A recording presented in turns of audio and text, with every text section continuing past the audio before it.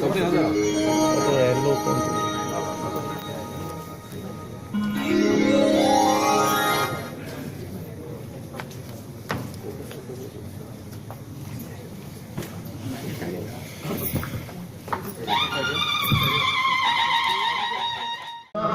हांव कितें तरी अपकृत्य करचो न्ही म्हणून हांव गौरव स्वीकारताना हांव सगळ्यांक सांगता येस हांव तुमचे बरोबर येतलो आनी म्हणूनच तुमच्या सगळ्यांचो आशीर्वाद की म्हाका कसलेय तरेचे वायट कृत्य करपा खातीर म्हाका बळ दिवचें न्ही हे ईश्वर चरणांत तुमच्या सगळ्यां कडेन हांव मागतां आनी